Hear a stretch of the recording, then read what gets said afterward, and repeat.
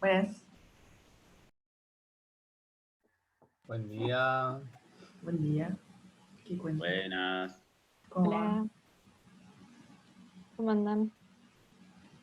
Tranqui, Qué cara de cansados que hay. es horrible este horario. Sobre ¿Por qué todo será? Gustavo. Gustavo está excepcionalmente cansado hoy. No doy más. Me fui a dormir a las 3 de la mañana, boludo. No puedo más. Yo también.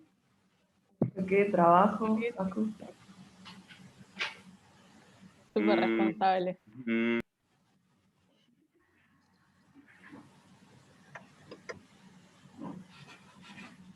Yo ya estoy acostumbrado a no dormir.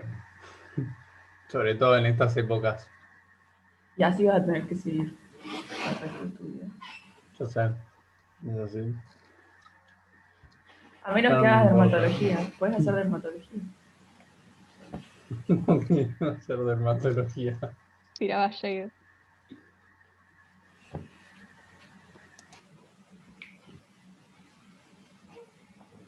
Ya tendrías mentora, Lucha. ¿Quién? María del Carmen. Ah.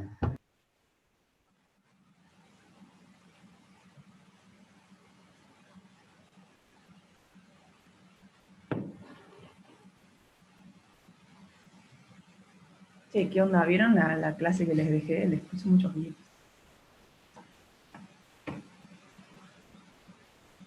Súper serio. Solo vi Buenas. hace unos días. La abdomen, decís. Ujú. Buen día a todos, ¿cómo andan? Bien. Vi. Justo decíamos que hoy tenemos sueño. Ah,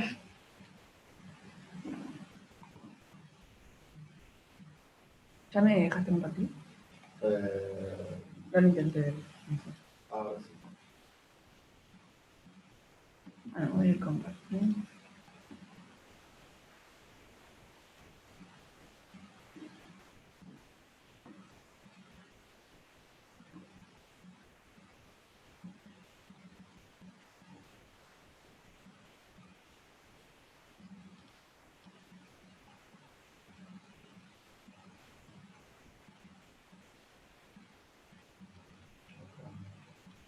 Sí. Ok. Eso, vayan mandando los nombres así. ¿No? Mándenselos a Luciana si no le llegan a todos.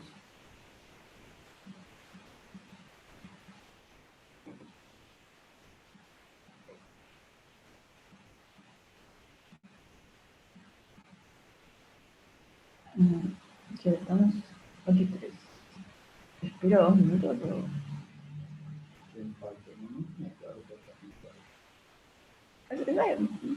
No sé, se ve como que hay varios. Yo iría empezando. Así ya. Están acá. Odio esperar a la gente que llega tarde. Yo también. Bueno, pero acá puede ser porque no les anda internet o algo así, entonces tengo más tolerancia. Pero la gente conoce que se busca algo de internet. Bueno, pero a veces no está en internet.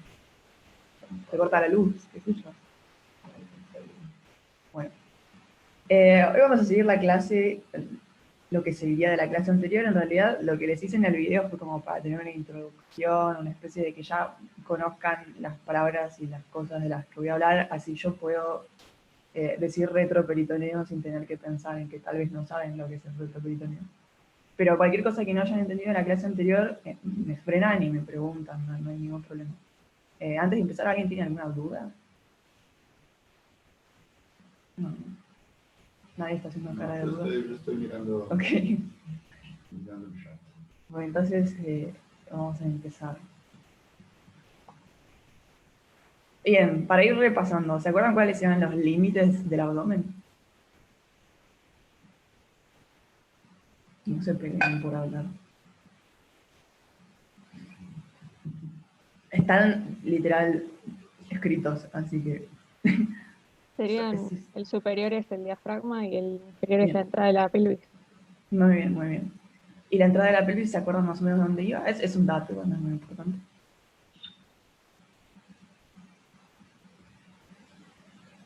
¿A qué te, Vale. te referís? Claro, es una línea, o sea, porque en realidad la cavidad abdominal y la cavidad pélvica, como se ve acá, es una cosa Sí, continua. como una unidad, sí. Ujú. No hay una separación real, no es como el diafragma, no hay una estructura que se interpone, es como una cosa que los médicos dijeron, bueno, el límite va a estar desde esta parte de acá, que es el promontorio del sacro, el sacro es este hueso. Es un hueso que ustedes pueden palparse, de hecho. Y es una línea que va desde el promontorio del sacro hasta el pubis, o la sínfisis del pubis, que también se lo pueden palpar. Nada, como para tener una referencia de dónde empieza y dónde termina, pero en realidad anatómicamente no existe esta separación. Bueno, vamos a seguir viendo esto con un pequeño caso real que le puse para que se pongan en situación, sobre todo los que van a ser instructores.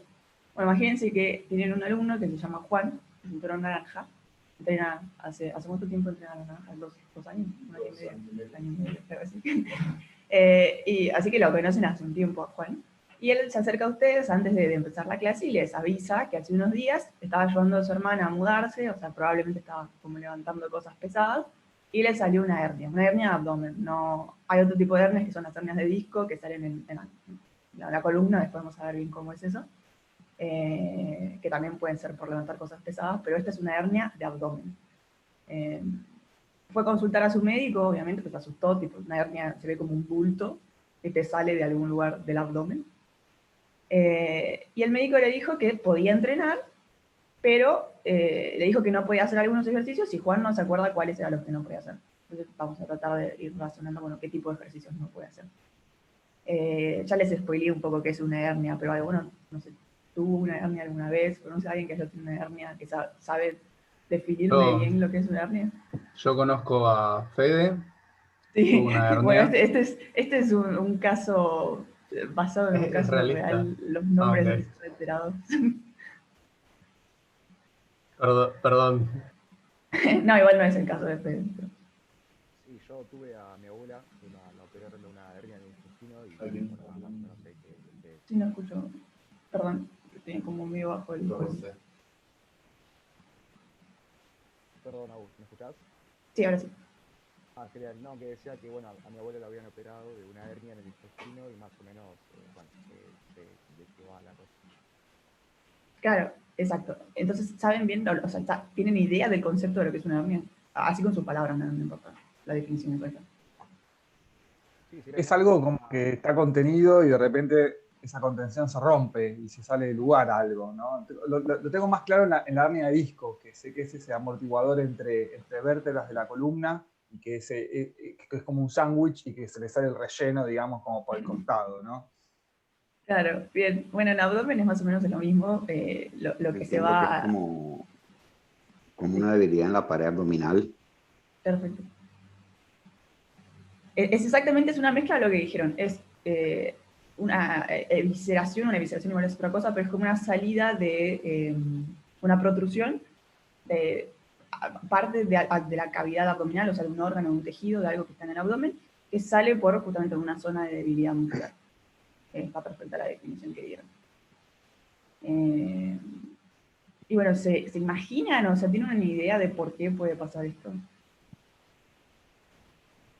Como para tratar de orientar a Podría qué ser, tipo por de... ejemplo, porque un músculo se desgarre o Mm, simplemente había alguna debilidad, algún defecto en la pared abdominal de nacimiento, digamos.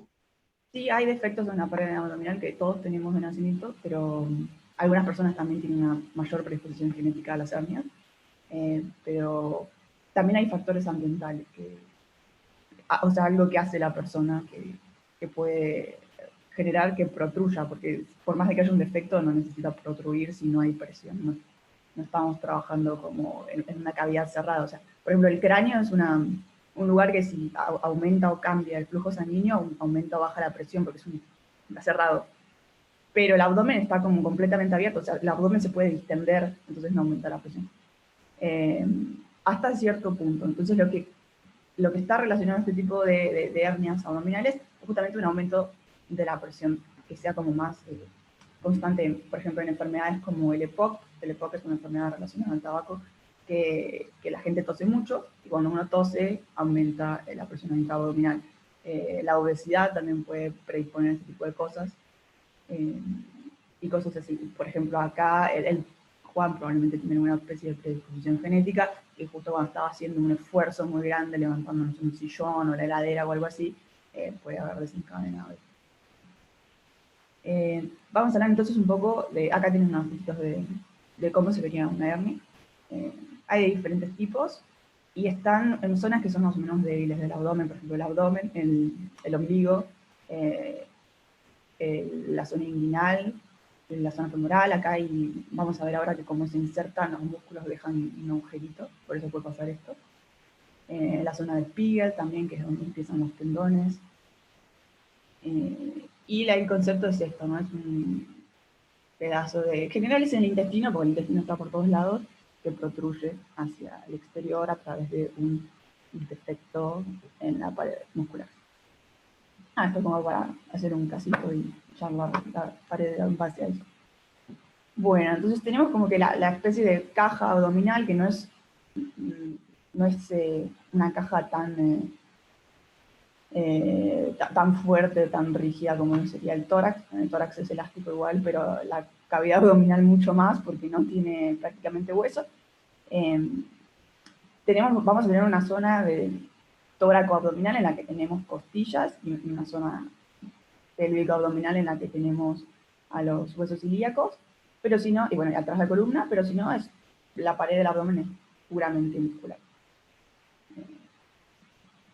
De esto ya lo habíamos visto. ¿Se acuerdan esto del video? ¿Se acuerdan, por ejemplo, qué es el número 1? ¿Qué hueso sería? El sacro.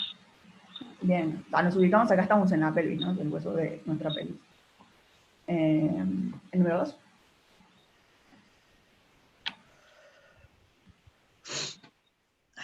Perdón que llegué tarde.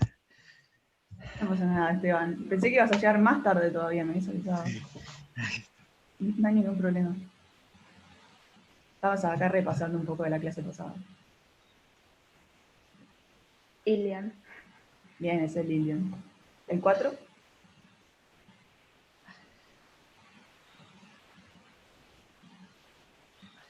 Si están escribiendo acá en el chat, avisame si no. Sí, estoy acá, estoy solo.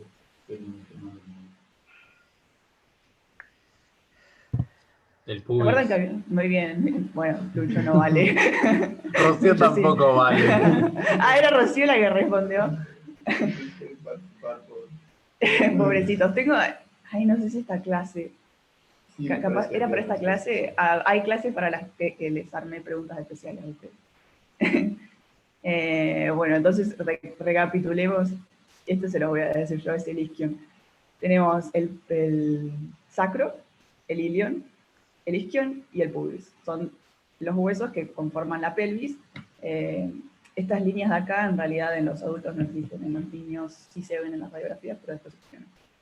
Así que después esto forma un único hueso, el 2, el 3 y el 4. Y bueno, y esta sería la sínfisis del pubis, el número 5, que es lo que se usa como... O sea, hacer una línea desde acá, desde el promontorio hasta la sínfisis, y eso limita el abdomen. Imaginariamente no hay un límite real. Después acá el en 6 es el acetábulo, que no lo vamos a ver ahora porque tiene que ver con la articulación de la cadera. Y acá estaría la membrana obturatriz. Nada, como para que sepan cómo se llama, pero no son estructuras del abdomen, así que bueno, no importa. Bien. Y acá el 8 es el coxis, que es ese huesito dulce que cuando uno se sienta de golpe, se duele ahí, bueno, eso. Bien. Y ahora los voy a hacer a ustedes escribir para ir viendo un poco los músculos. Acá los estudiantes de medicina pueden ayudar con el 10, el 2.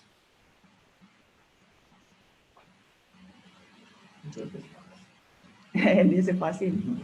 ¿Alguien sabe cuál es el 10? Que no sea estudiante de medicina. El pectoral. Bien, muy bien, es el pectoral mayor. Bueno, entonces a los estudiantes de medicina les queda el 2 y el resto del tórax lo pueden responder todos, me parece. Tienen que agarrar el lapicito. A ver, a donde dice annotate, o sea, van a la misma barra donde está el micrófono y el video, van a annotate y eligen annotate. Obviamente lo estoy pronunciando como se lee. Y van a text. Y en text eligen y ahí pueden escribir. Bien, como acaban de hacer ahora. Eso, bien, pectoral menor. Y pueden ir rellenando ahí. Si no saben los del abdomen no pasa nada, pero... No me aparece eso. Es un ítem. ¿Estás en el celular? No. Ah, no, te tiene que aparecer. Qué raro. O sea, para quien está con dos pantallas, tal vez sea eso, está la pantalla, la primera, donde no aparecen las cabecitas, aparece solamente la imagen, está en View Options, aquí casi en View Options y aparece en Update. No.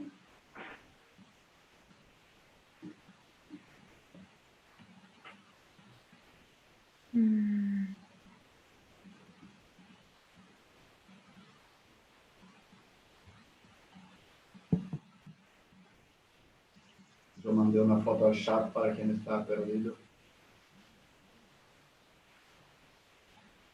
Al WhatsApp. Bien, muy bien ahí, que puso oblicuo. Es un tipo de oblicuo. A ver, alguien que lo complete. Pues puede ser mucho. O yo hago, no sé. A ver.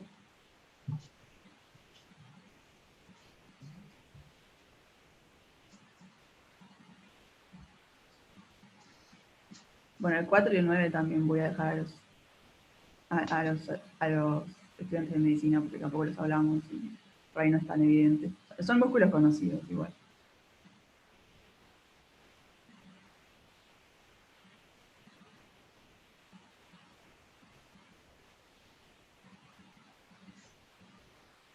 Bien, bien, bien.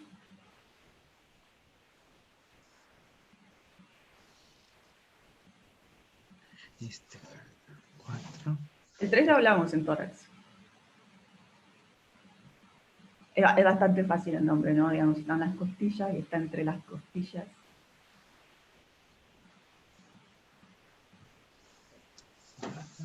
Y el 1 es lo mismo que el 10, no necesitan completarlo, es el mismo. Dorsal ancho. Serrata. Bien, intercostal. Este acá. Este acá. Pectoral mayor. Pectoral mayor.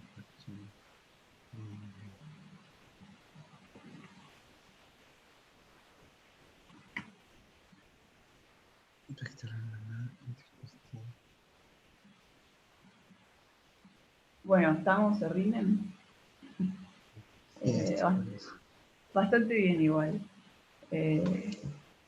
No, el 1 es igual que el 10, es el mismo, es el pectoral mayor.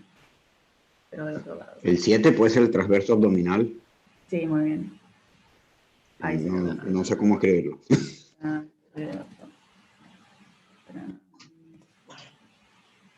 Bien, ahora entonces vamos a hablar de esto y vamos a darlo un poco mejor. No se preocupen si no los conocían, pero será como para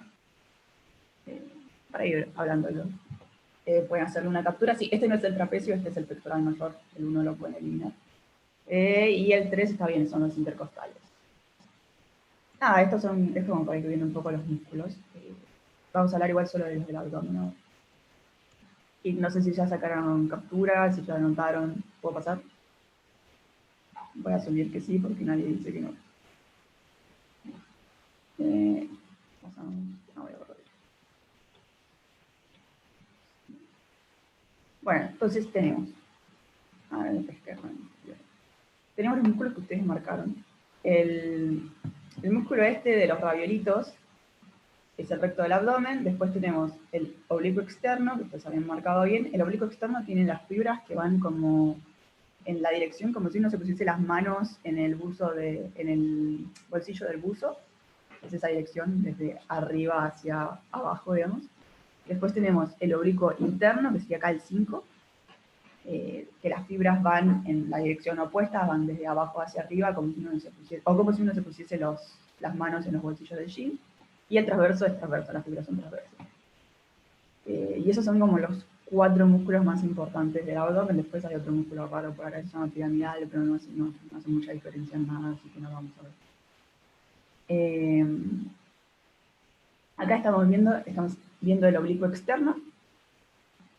Vemos que el oblicuo externo va más o menos desde las costillas hasta la línea alba. La línea alba es esta línea del medio en la cual se van a insertar los músculos del abdomen. Y ven que acá a nivel de lo que es el ligamento inguinal, que también es un tejido conectivo, que es una línea, una cinta que va desde la espina ilíaca anterosuperior hasta la sínfisis del pubis. Ven que queda como este agujerito.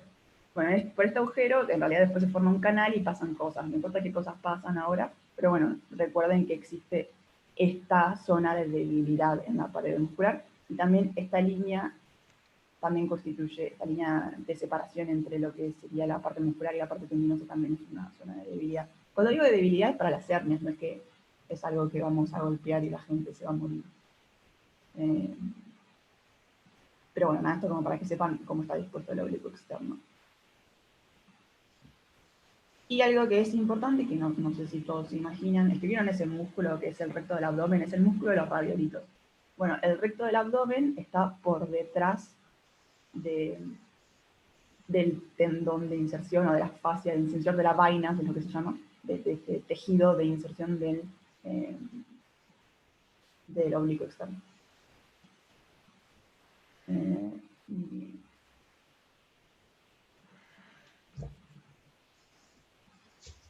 Ahora tenemos el oblicuo interno, que acuérdense es como ponerse las manos en el bolsillo del jean, como que va en otra dirección. Que va a ir desde la línea alba hacia, vamos a decir, hacia la cresta ilíaca, y se inserta también en el ligamento. Y acá pasa lo mismo, tenemos esta misma zona acá de debilidad y esta misma zona que se llama la línea de Spielberg, o tiene otro nombre de línea semilunar. Pero bueno, no importa el nombre, pero como que sepan que el concepto ya está perfecto. Y tenemos acá el transverso del abdomen, que las fibras son transversas, van a ir desde la línea alba hasta todo lo que esté, digamos, transversamente, como las costillas o, bueno, la cresta ilíaca.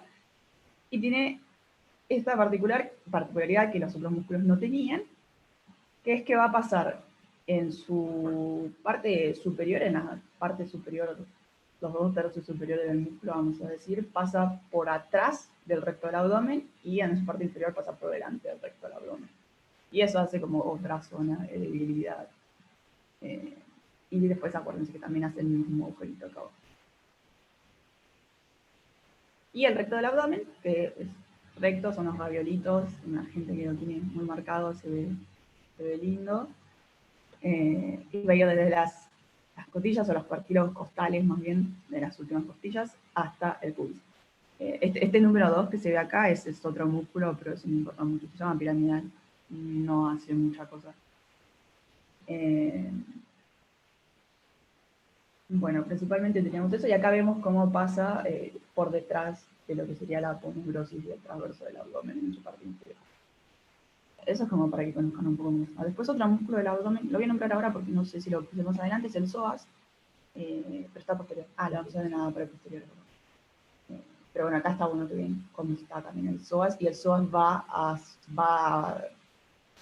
tener un efecto más que en el abdomen sobre el miembro inferior, que lo vamos a ver en la clase inferior también. Bien, y esto sería como la pared posterior, o sea, imagínense que estamos en el abdomen, sacamos todos los órganos y nos quedamos viendo la pared posterior del abdomen desde adentro. Los oblicuos son los más externos de todos. Sí, son los que están en los laterales, digamos. Por ejemplo, acá están los oblicuos. Y a los laterales, y son los más externos, ahora tenés el oblicuo externo y el oblicuo interno, pero son más externos que el transverso. Ok. Y también pasan por arriba del pecho.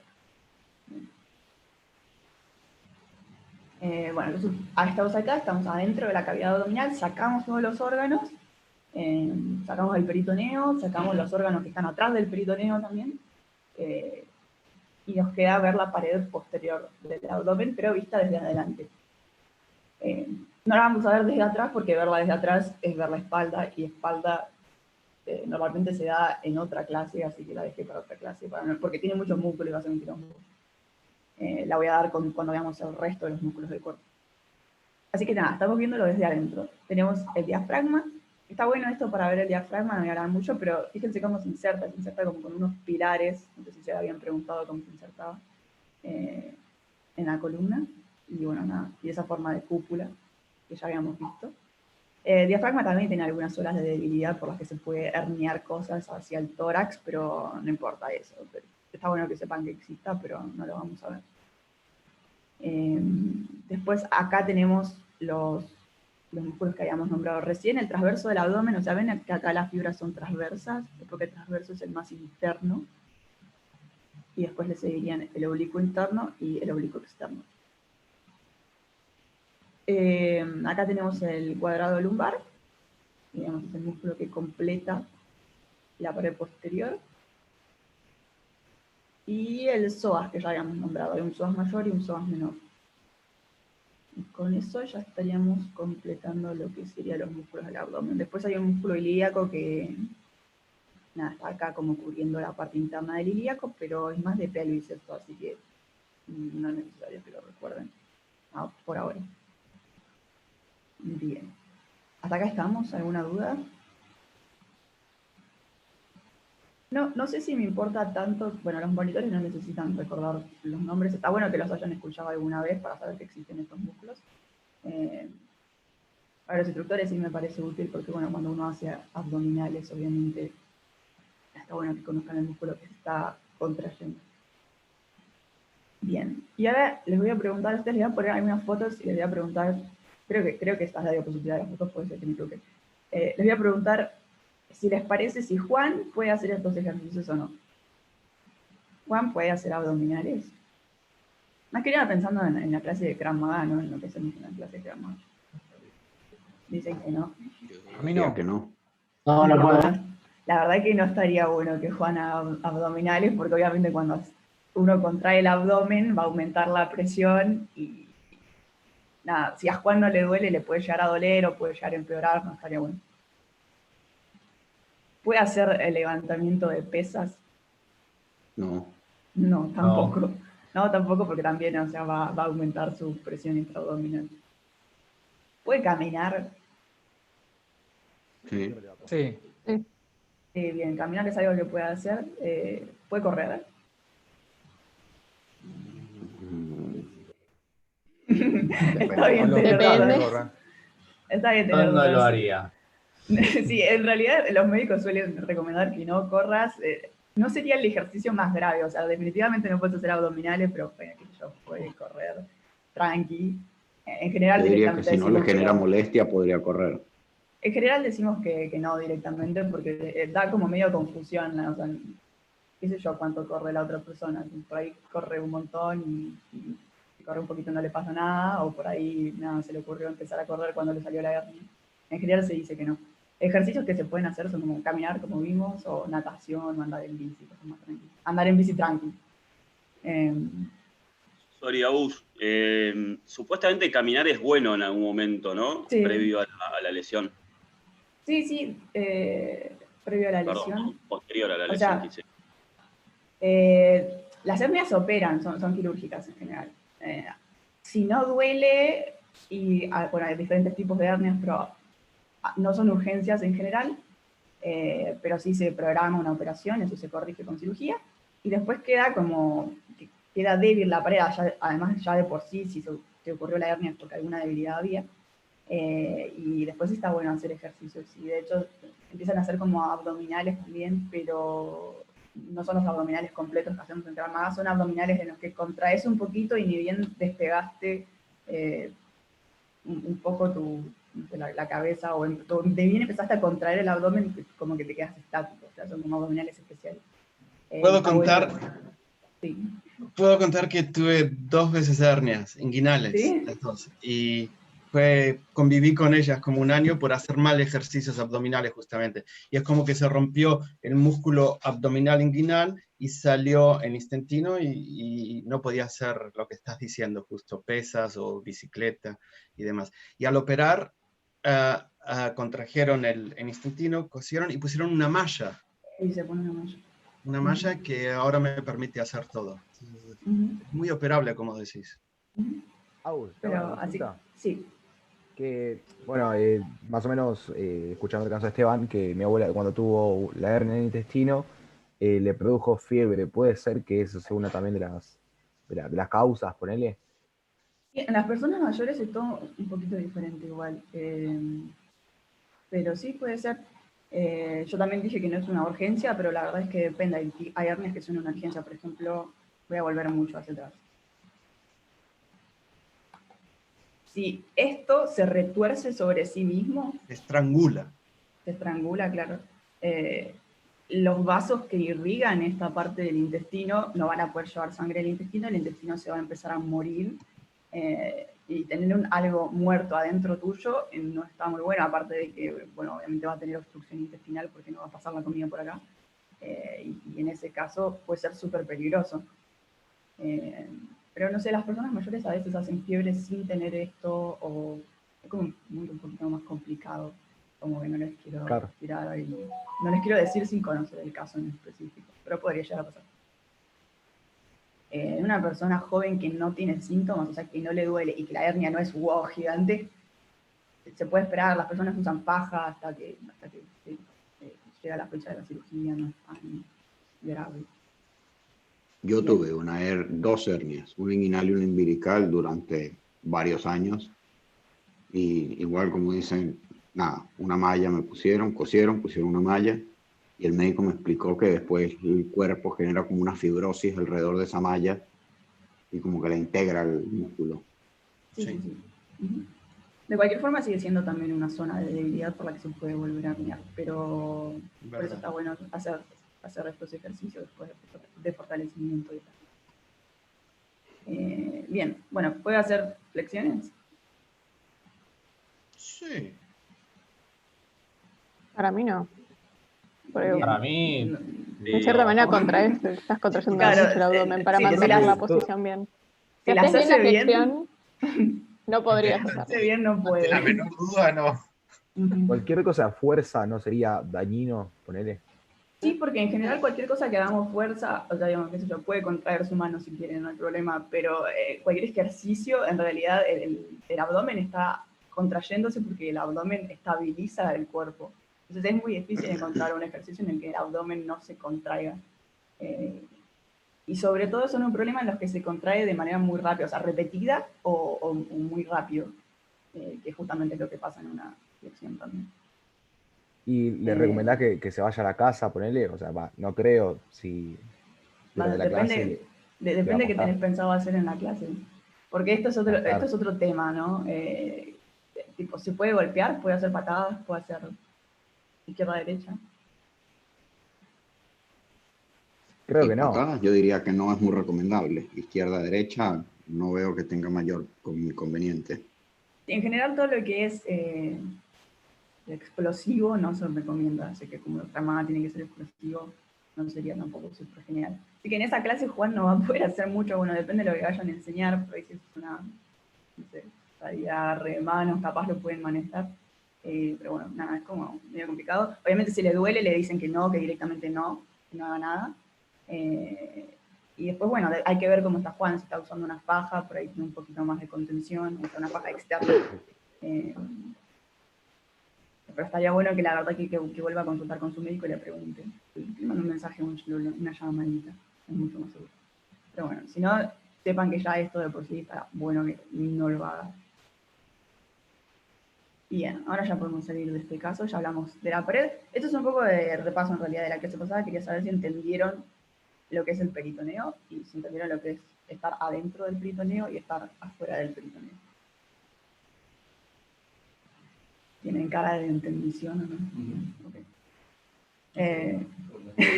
Bueno, es lo mismo que habíamos visto con el pulmón y con el corazón, ¿no? ¿Se acuerdan que el pulmón tenía el peritoneo? la pleura y el corazón tiene un pericardio, que es un tejido conectivo que lo rodea.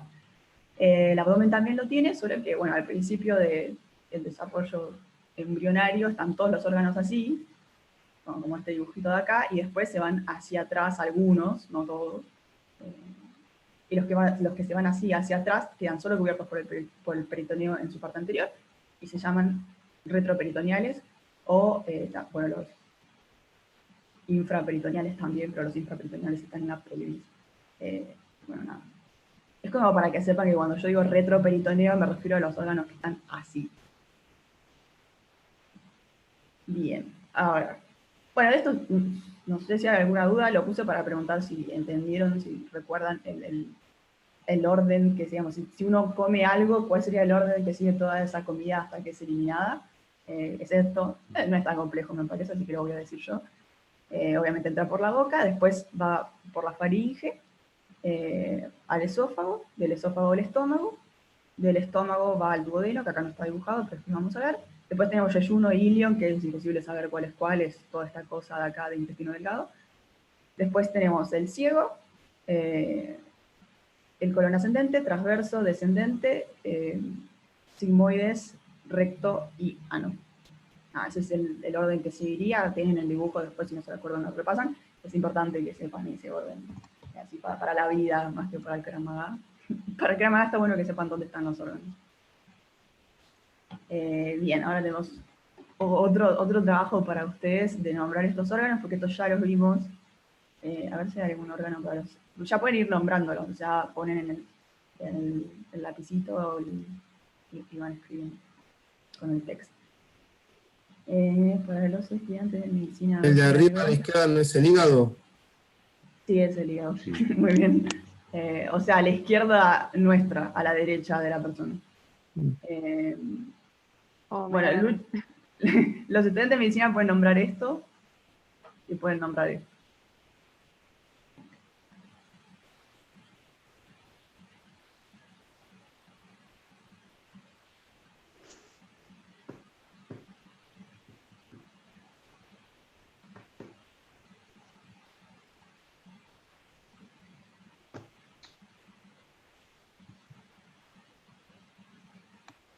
Bien, van bien por ahora. A mí me pusieron el intestino grueso, pero me gustaría saber qué parte del intestino grueso es. Está bien que es el intestino grueso. Del intestino delgado no les pregunto que... bien, ascendente, bien. Del intestino delgado no les pregunto porque realmente no, así de vista no se puede saber cuál es el yeyuno y cuál es el ilion.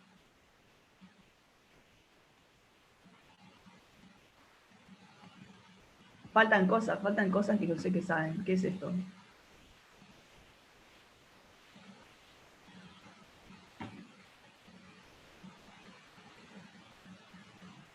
¿El diafragma es eso? Muy bien, es el diafragma. Ahí va.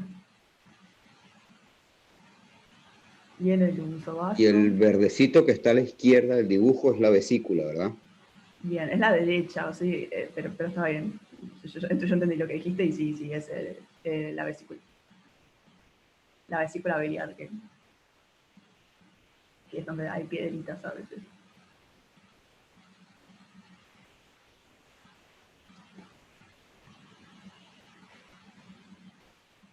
Bien, bueno, falta esto.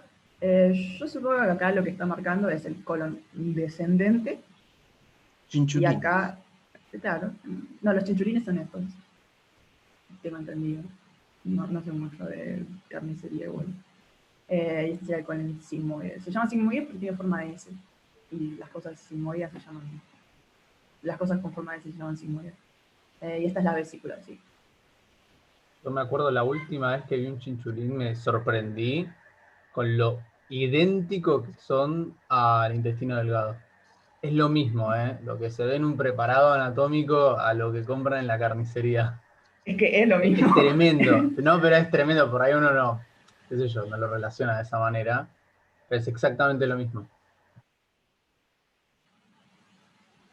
Sí, bueno, si quieren aprender a hacer disecciones, las vacas son bastante similares a los humanos. ¿Será igual de rico? Yo supongo que sí, la verdad, porque no me imagino por qué sería diferente. No quiero averiguarlo nunca, pero bueno. Los uruguayos que cayeron en los Andes dicen que sabe a carne de cerdo. Ah, mira. No está. Datazo. Bueno, cosas que se aprenden en la clase de anato de crono. Bien, bueno, por ahora todo bien. Acuérdense, este punto rojo significa vesícula. Y nada, es colon descendente, muy bien. Y ese sería el colon sigmoide. Bien, entonces se ve que cumplieron el objetivo de poder reconocer los órganos del abdomen, que era lo que yo quería que logren con la clase anterior, así que está buenísimo saber dónde están estos órganos. Ahora vamos a pasar. Agus, una consulta. El famoso apéndice no se ve acá, ¿no? Acá no se ve. Debería estar acá. Hay gente que lo tiene hacia atrás. Puede ser que esté atrás del ciego. Puede ser que esté apendictemizado y que no tenga el apéndice. Pero hay gente que también lo tiene hacia inferior del ciego, digamos, o hacia anterior. Como que puede estar en diferentes posiciones. Pero estaría acá al final del ciego.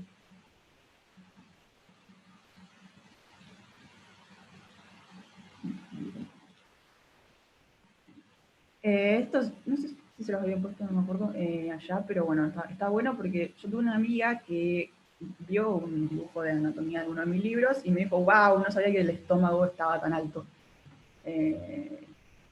O sea, si se pone a pensar, el estómago está a esta altura, o sea, prácticamente casi al nivel de las mamilas, de los pezones. Y por ahí, no sé, le puse la imagen como para que se lo imaginen en una persona real. El tórax no está tan alto, el abdomen no está tan bajo. Y hay una zona, que sería esta zona. ¿Esta zona es tórax o es abdomen? Le pregunto a ustedes. Digamos, esta zona que estaría entre esta línea y esta línea. Son ambas cosas, porque las líneas de abajo delimitaban los pulmones, ¿cierto? Sí, las líneas de abajo en realidad siguen el reborde costal. Ah, bueno. Sí. Y la línea de arriba es el diafragma. Pero está perfecto lo que decís. Esta zona, de hecho, se llama tóraco abdominal.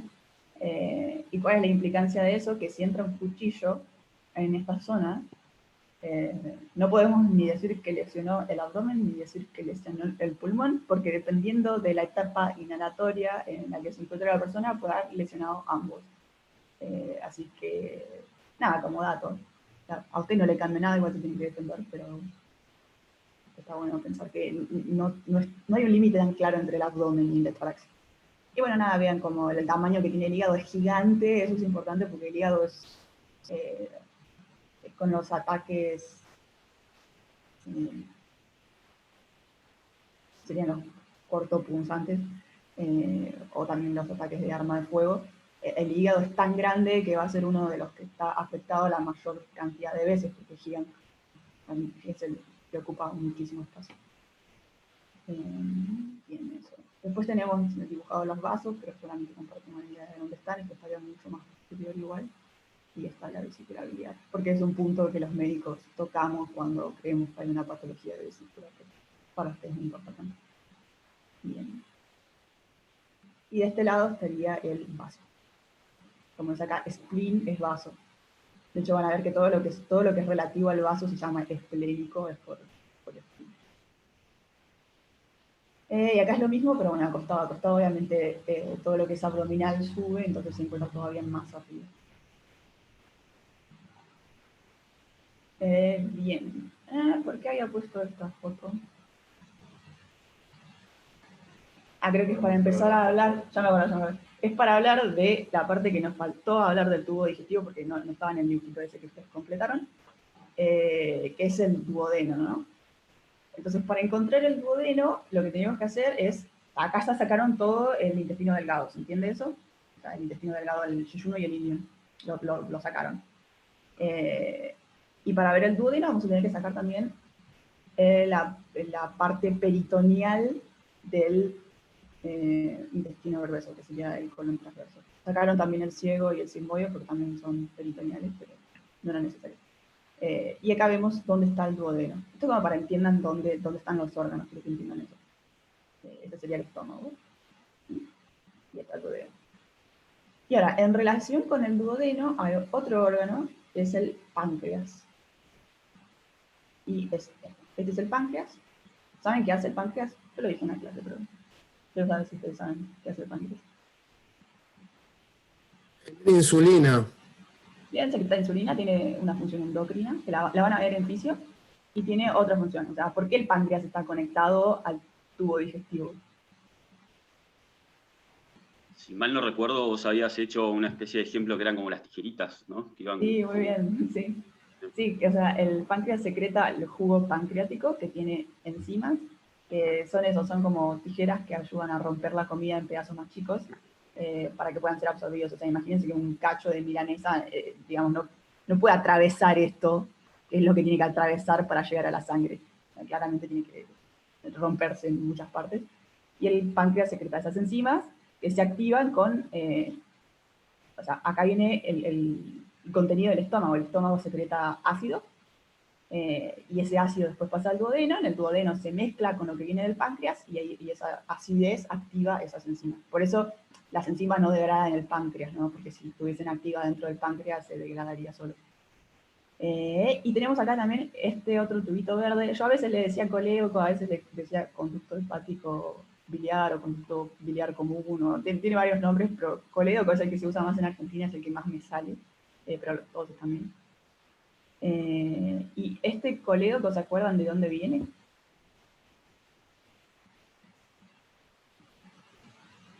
De la vesícula, supongo. Viene de la vesícula, pero no solamente. O sea, si yo no tengo vesícula, esto no pasa nada. Viene del hígado. Bien, viene del hígado. En realidad, no sé si lo expliqué o no. A ver, entiendo por comentarios que he escuchado que realmente el hígado produce la bilis y la vesícula es como un depósito de la bilis. Exacto, o sea, el hígado produce la bilis. La bilis es un detergente, literal, o sea, está hecho de colesterol y forma micelios. Si no saben lo que es un micelio, después lo googlean, un poco de trabajo para explicar eso, pero funciona como un detergente, o sea, es para las grasas, para romper las grasas. Y el hígado sintetiza eso, que viene por acá por el colédoco, y si esta papila está cerrada, que va a estar cerrada siempre que no haya alimento, esto obviamente se va a ir como llenando, ¿no? Y todo esto va a terminar en la vesícula, que es una zona como más declive que el hígado, entonces por eso va preferentemente a almacenarse la vesícula. Nada, datos ahí como para que sepan. Es importante saber qué hacen algunos órganos y tener la idea general de por qué tenemos esos órganos. Y fíjense que conociendo la anatomía tiene mucho sentido la fisiología. O sea, estas cosas que van a ver después mejor en la clase de sistema digestivo, van a ver mejor las funciones de estos órganos. Nada, si se acuerdan dónde están, todo tiene, es como mucho más, tiene sentido. Bien, ¿qué más? Esto es un dibujito un poquito más anatómico para ver el páncreas también. O sea, acá tenemos el hígado que lo retrayeron, o sea, lo giraron para arriba. La vesícula normalmente está abajo del hígado, así que acá estamos viendo la parte de abajo del hígado. Esto, está la vesícula. Y este es el estómago, que también cortaron desde su curvatura menor y lo subieron hacia arriba. Y acá estamos viendo el páncreas, que normalmente está atrás del estómago, y este sería el duodeno. Es como para que vayan entendiendo, esto es el vaso, y por encima del páncreas vemos algunas arterias que también vamos a ver hoy. O sea, es la aorta, el gran vaso que está por ahí atrás, que está dando lo que se llama el tronco celíaco. Ahora la vamos a ver mejor igual. Pero bueno, vean que las arterias están yendo hacia el hígado y hacia el vaso. Nada, todo es muy simple y muy lógico. Lo que va hacia el hígado se llama arteria hepática, lo que va hacia el vaso se llama arteria esplénica por el spleen. Y también va a dar las arterias que van a irrigar el estómago, que son las gástricas. Nada, no importa que recuerdan los nombres, igual si los recuerdan no es muy difícil, es solo saber a qué órgano va a ir. Y acá tenemos otro dibujito también del páncreas, nada, como para que entiendan dónde está. Y acá vemos, por ejemplo, la relación del páncreas con los riñones, que están todavía más posteriores. Tanto el páncreas como parte del duodeno como los riñones son todos órganos retroperitoneales. ¿Se acuerdan? Esos que solo tienen peritoneo en su parte anterior. Y bueno, también vean la relación de los vasos. Los vasos también, los vasos del abdomen, los grandes vasos del abdomen, que son la vena cava inferior y la aorta, también están en el retroperitoneal. Bien, y esto es algo que yo también había mencionado. ¿Se acuerdan? Yo les comenté en la clase anterior qué tipos de traumas habían.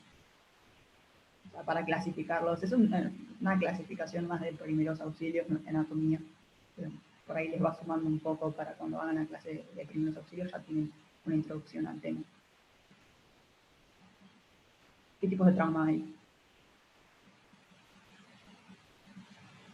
Abiertos y cerrados eran. Sí, muy bien. Este de acá, ¿qué les parece? Este es un señor que iba en el auto, en el asiento de atrás, por lo que yo entiendo, no tenía el cinturón puesto, entonces con un choque, una desaceleración muy rápida, salió volando y se golpeó contra el asiento de adelante. ¿Qué tipo de trauma es? Wow. Cerrado, muy bien. ¿Y qué tipo de órganos eran los que se afectaban en los traumas cerrados con mayor frecuencia?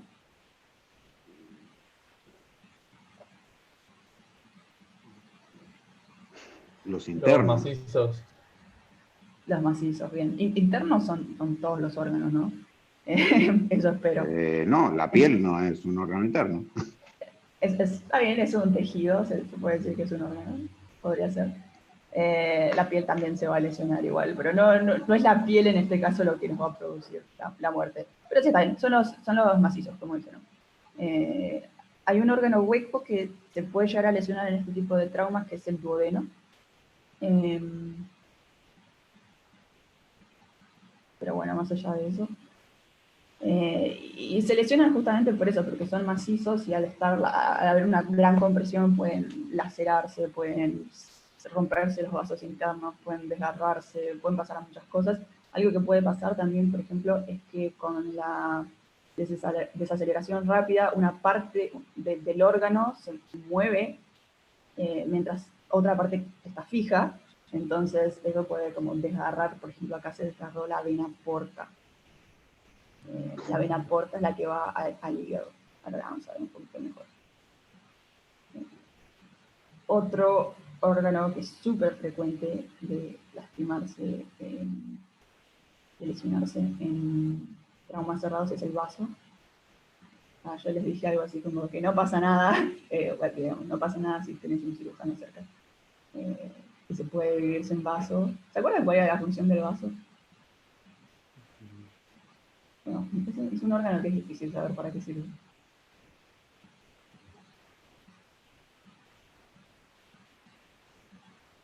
Es un órgano inmune. Lo que hace es participa en la producción de algunas células que van en la sangre, que son los famosos glóbulos blancos. Bueno, hay glóbulos blancos de diferentes tipos. Algunos se sintetizan en el timo, que estaban en el tórax, no sé si lo recuerdan, y otros se sintetizan en el vaso. Y tiene otras funciones también de proteger Las infecciones puede ser también. Sí. O sea, justamente las células inmunes protegen de las infecciones de diferentes maneras. Pero sí, también tiene como una especie de... Tiene unas células que van como juntando cosas que aparecen en la sangre y las van viendo a ver si son... como sondeando a ver si está todo bien. Bueno. Agus, a veces sí. cuando alguien está corriendo, haciendo ejercicio, dicen que le duele el vaso. La verdad no sé. ¿Es real? Escuché esa teoría, escuché que que es el diafragma, que se contrae en algunas fibras y otras no. No sé cuál es la verdadera verdad. Porque entendiendo para qué sirve el vaso no tiene como mucho sentido que te duela Claro, cuando no. estás corriendo. No, bueno, una cosa que o sea, el vaso es un órgano macizo, pero es un órgano súper blandito y tiene un montón de sangre, porque básicamente es una especie de filtrador de sangre de cierta manera extraña, no lo confundan con el riñón igual, pero tiene mucha sangre. Entonces lo que se dice es que es como una especie de reservorio de sangre y que cuando haces ejercicio, esa sangre que está en el vaso parada al pedo, pasaría a la circulación y por ahí ese cambio de vascularización en el vaso podría producir dolor. No se sabe igual, no sé decirte yo porque no se sabe exactamente por qué es. No escuché la que acabas de decir. Sí, Que se hay contrae y varios. libera toda la sangre. Ni idea. Pero bueno, lo que sí se sabe es que es el órgano que más frecuentemente explota en los accidentes de tránsito, justamente por esto, por el conductor que se toca contra el volante. Y bueno, nada, ahí el vaso se golpea contra las costillas y es un órgano muy suavecito, no sé cómo decirlo, no es macizo como el hígado. No sé si comieron hígado alguna vez, vieron que es bastante, se la banca. Bueno, el vaso no, el vaso se rompe. Y claro. Después un cirujano puede retirar ese vaso, te quedas sin vaso, tenés más predisposición a infecciones, pero puedes sobrevivir. Bien. Y les nombro esos dos órganos también porque nosotros tenemos golpes a esos órganos, y está bueno que sepan cuáles son las implicancias. Son implicancias en lo que hay más literatura, que es en los accidentes de tránsito, pero dependiendo de la fuerza de alguien que ataca, podrían llegar también a lesionarse. Tal vez no tanto como, bueno, desgarrarse la vena porta, pero sí alguna lesión en esos órganos. Bien, y después el otro tipo de trauma que teníamos era los traumas penetrantes o los traumas abiertos, les había dicho yo.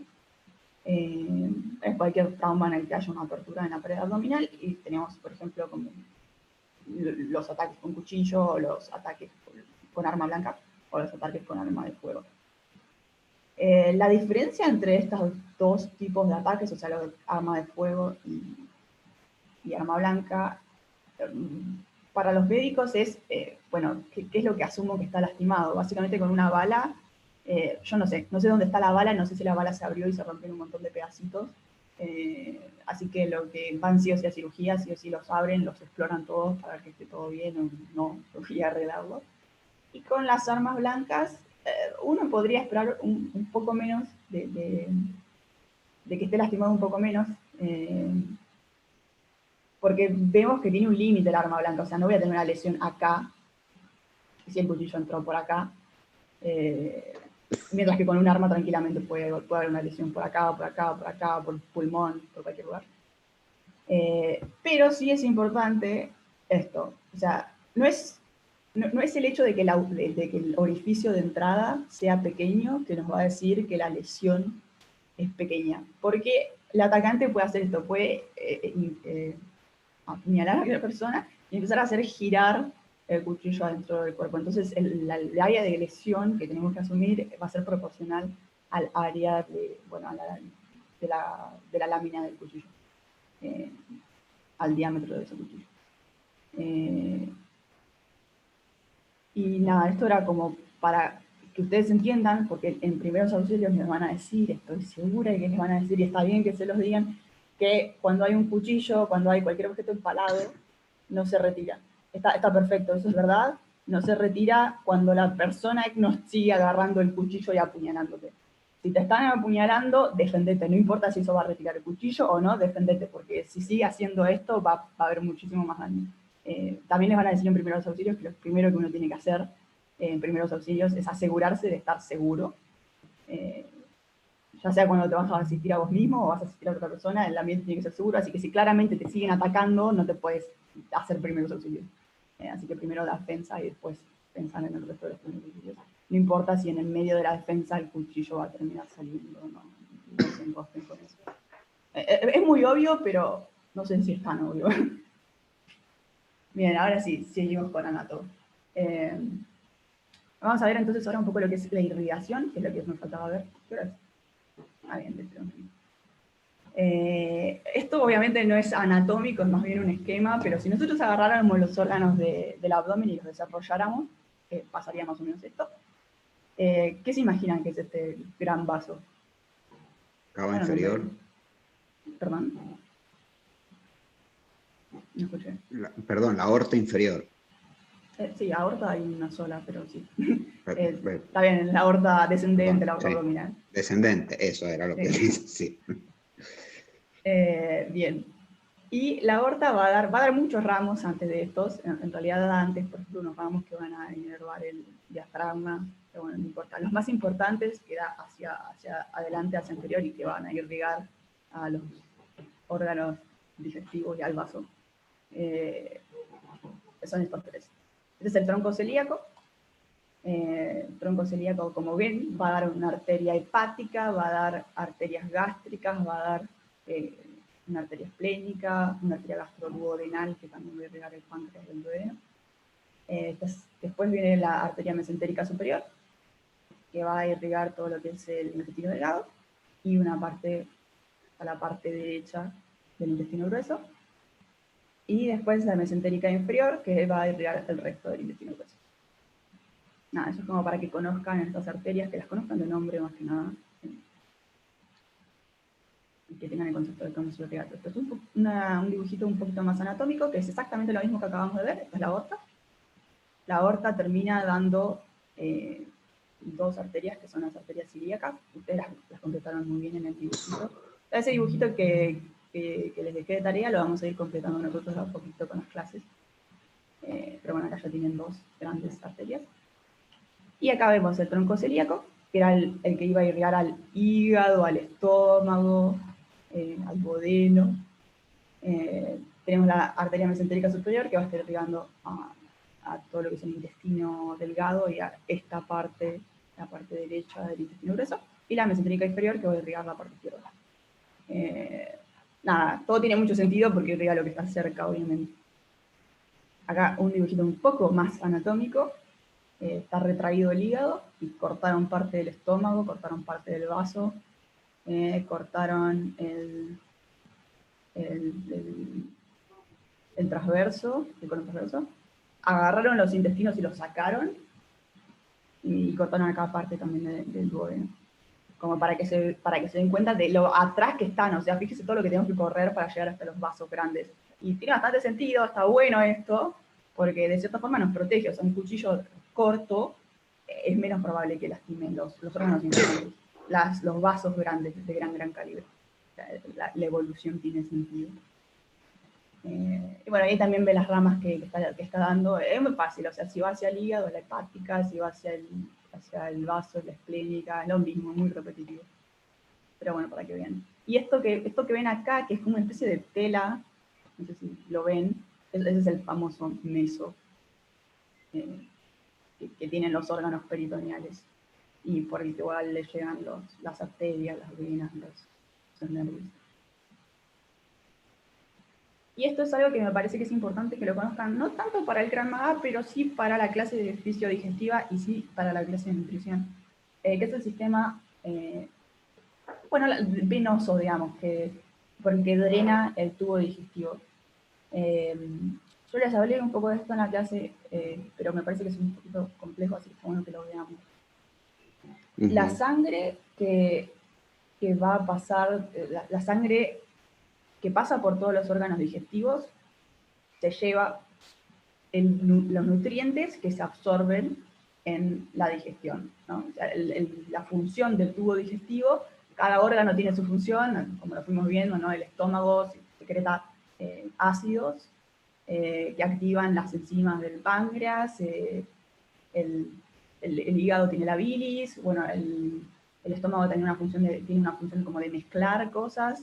El duodeno es donde van a empezar es un tubo hueco en el que van a empezar a juntarse todas estas cosas y empezar a degradarse. Y el resto del intestino tiene una función absortiva, o sea, va a absorber todos esos nutrientes que el resto de los órganos les prepararon, les rompieron o les dejaron bonitos para absorber. Entonces la sangre que sale del tubo digestivo va a salir desoxigenada, porque ya pasó por el tubo digestivo ya usó esa energía, ya usó esa desoxigenación, y va a salir llena de nutrientes. De nutrientes y de cualquier cosa que se haya absorbido nutrientes, podría ser nutriente, pero uno puede tomar alcohol y el alcohol se va a absorber también por esa vía. Y si el cuerpo no tuviese esta disposición que tiene de llevar toda esta sangre, como pueden ver acá con las líneas azules, o sea, este es el estómago, y del estómago la sangre va al hígado, del intestino la sangre va al hígado. Si no tuviese esta disposición de pasar primero por el hígado, todo eso que llega con la alimentación iría directo a los otros órganos, por ejemplo, al cerebro o al corazón. Y si nosotros comimos algo que no estaba muy bueno, todas esas toxinas, todo eso que puede ser malo y que puede ser que necesitamos sacarlo del cuerpo, iría directamente a estos órganos y sería súper peligroso. O sea, imagínense si ustedes tomaran alcohol y todo ese alcohol sería como abrirse el cráneo y echarse alcohol adentro del cerebro, no estaría muy copado. Entonces por eso existe el hígado. El hígado, que aparte de sintetizar la bilis, tiene 1.000.000 de funciones el hígado, pero otra de las funciones que tiene es detoxificar.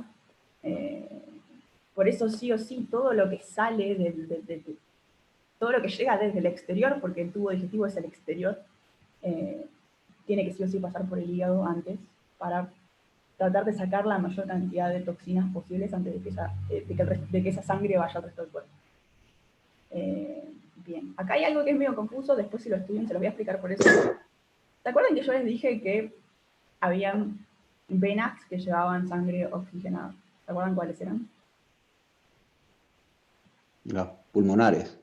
Bien, las pulmonares, y les dije otras. Ah, sí.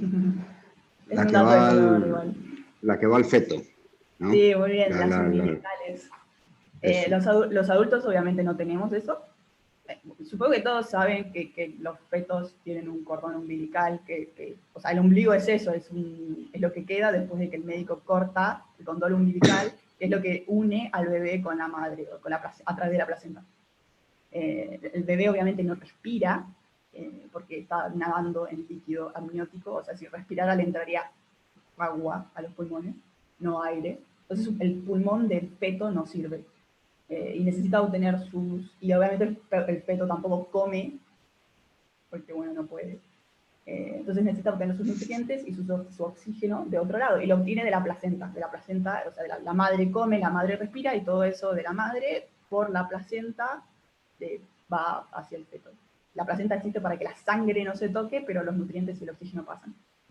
Y lo que vemos acá es el ombligo, y esta sería como la circulación en el feto, en realidad. No lo necesitan entender, pero si ven este dibujo después y quieren entender totalmente el dibujo, sepan que es eso, que el adulto no lo tiene.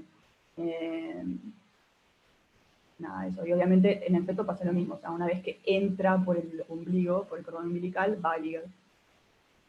Y también acá ven como la sangre oxigenada estaría yendo directamente al corazón, como si fuese un pulmón. Nada, no necesitan saber eso.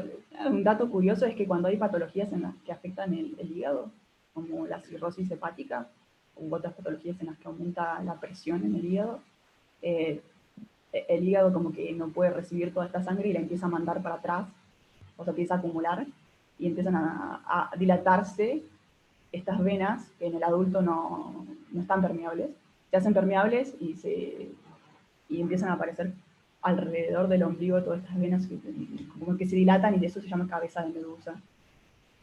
Como que se vuelve a ser permeable el conducto umbilical, que en el adulto no debería ser permeable.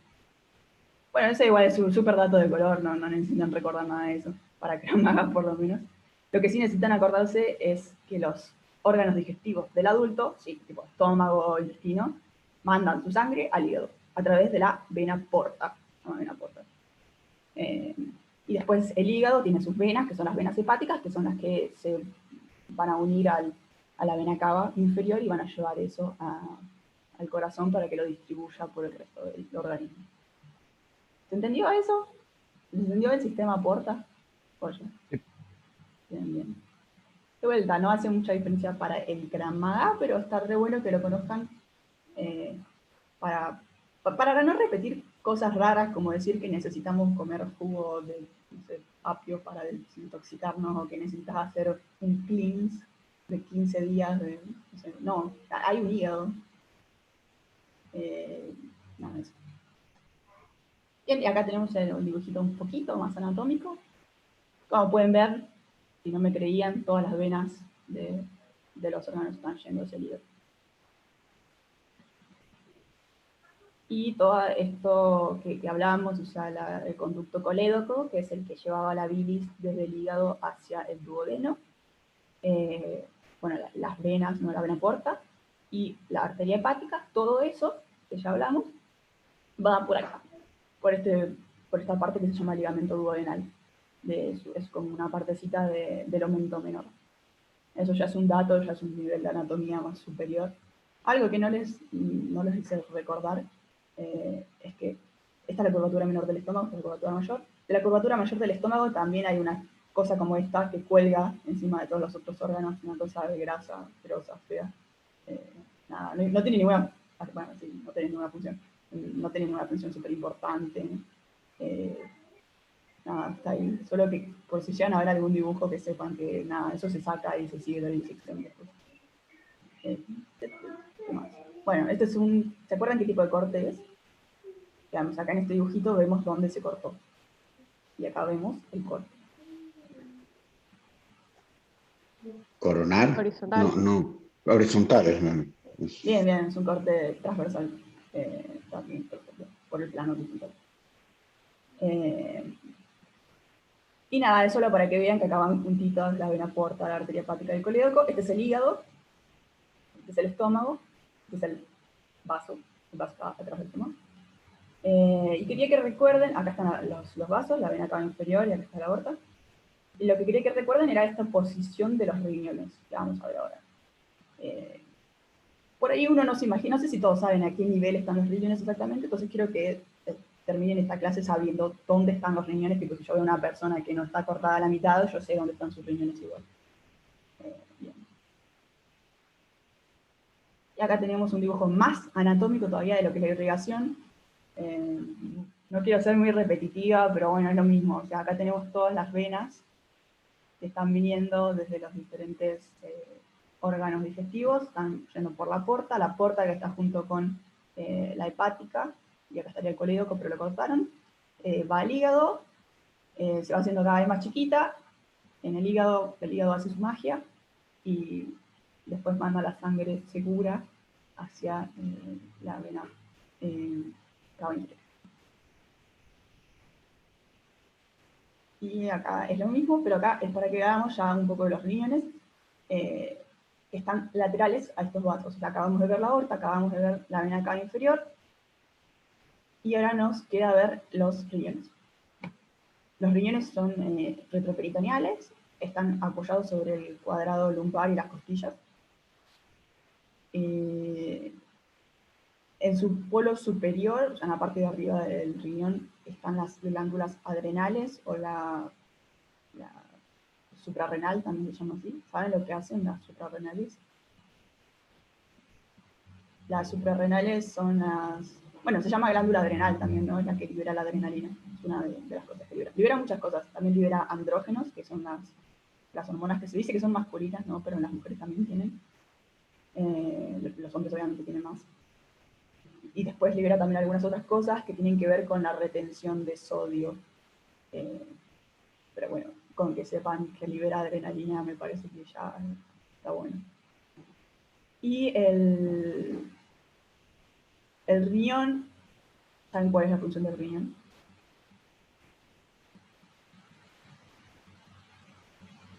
Filtrar la sangre para después con eso lo que no se usa, lo que interpreta que no es desecho, va al piso. Perfecto, sí, exactamente. O sea, lo que hace el riñón es filtrar la sangre y hacer la orina. Es necesario filtrar la sangre porque si elimináramos directamente la sangre perderíamos un montón de cosas que sirven. O sea, perderíamos los glóbulos rojos, perderíamos los glóbulos blancos, perderíamos las plaquetas, perderíamos proteínas. Y el riñón elimina cosas que están como de más o cosas que no sirven. Por ejemplo, la urea, las cosas como nitrogenadas, que son del metabolismo de las proteínas, hacen nitrógeno con eso. Y hay que eliminarlo. Eso es lo que forma el amoníaco de la orina. Después, bueno, el exceso de sodio lo elimina el riñón también. También el riñón tiene como una capacidad de concentrar la orina. Por ejemplo, si estamos corriendo hace 1 hora, el riñón va a pensar que no está bueno perder tanto líquido y va a retener más agua. Esa es una función como importante del riñón.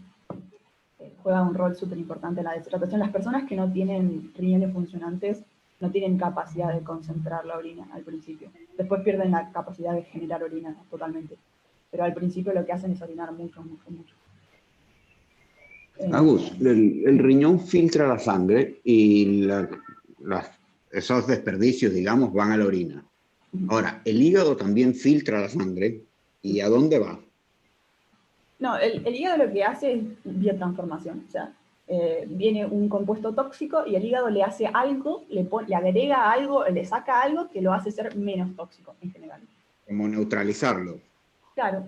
Y normalmente lo que hace el hígado también es, por ejemplo, a veces hay muchos medicamentos que se dice que son liposolubles, porque son grasas. No importa. Okay. Y el hecho de que sea liposoluble hace que el riñón no lo pueda eliminar. Entonces el hígado lo convierte en hidrosoluble para que se pueda diluir con el agua de la orina y el riñón lo puede eliminar. Entonces el hígado tiene como una función de hacer reacciones químicas que hacen que los compuestos sean más fáciles de eliminar o que sean menos tóxicos. Está buena la pregunta. A veces hay algunas cosas también que, por ejemplo, el colesterol se elimina por la bilis. Ah, ok. Después van a ver un poco mejores en fisio, así que no quiero tampoco confundirlos mucho. Bueno, y el riñón obviamente tiene que llevar, el riñón no almacena la orina, solo la produce, entonces la tiene que llevar a la vejiga, que está en la pelvis, y eso lo hace a través de los uréteres. No tienen nada particular, los uréteres son unos tubos. Cuando se producen piedras en el riñón, o sea, piense que el riñón está concentrando muchas veces el líquido. Entonces, eso concentrado puede precipitar, y lo que precipita puede formar una piedra, y esas piedras pueden bajar por los uréteres, y el uréter es bastante chiquitito, entonces lo pueden como obstruir y generar que se contraiga, y eso es lo que súper mega duele cuando pasas una piedra de riñón. Después en la vejiga no hay problema porque la vejiga es gigante. Aunque pueden haber piedras en la vejiga en algunas enfermedades. Quisiera hacerte una pregunta sobre una de las filiminas anteriores. Sí. Respecto a lo que saca la sangre de los intestinos y va al hígado. Era como un diagrama. Ok, lo pongo. Ese. Vos decías que, digamos, la sangre, las venas, perdón, que salen del intestino o del aparato digestivo van al hígado porque el hígado hace una especie, hace su magia y neutraliza lo que son tóxicos para que después salga esa sangre purificada al resto del cuerpo. Pero hay venas, por ejemplo el 3 que sale del intestino grueso, también hay una rama que va directamente como a las venas sin pasar por el hígado. Sí, también lo puse. Que, digamos, hay parte de las venas que llevan nutrientes no filtrados al resto del cuerpo antes de pasar por el hígado. Sí, de hecho, no sé, bueno, los medicamentos que damos los médicos, cuando los damos, tomamos en cuenta cómo se van a absorber. Y una forma de dar un medicamento sin que pase por el hígado, porque el hígado también inactiva los medicamentos, y a veces esto está bueno porque los hace menos tóxicos, a veces está malo porque los hace no funcionar. Entonces una forma que tenemos de administrar los medicamentos es por el recto, ¿no? ¿Cómo se llama eso? Sí, vía rectal. No sé si tiene otro nombre coloquial, en medicina le decimos así, vía rectal, supositorio creo que se llaman. Y eso justamente porque, fíjense, miren, del recto no está pasando por el hígado, está salteándose justamente la circulación portal, está yendo directamente a sistémico. En la vía real no es un problema porque en el recto, cuando la comida llega al recto ya no hay mucho más para absorber. Cuando nosotros damos los medicamentos por ahí, justamente para eso, para que se salteen el hígado. Pero sí, hay partes que se saltean el hígado, no es súper importante. Igual la sangre circula, va dando vueltas, no es que no va a pasar por el hígado en ningún momento. ¿Qué vamos a decir? Bueno, también hay otra parte, los sublinguales también saltean un poco el hígado. Ok, gracias. Bien, esta está buena la pregunta.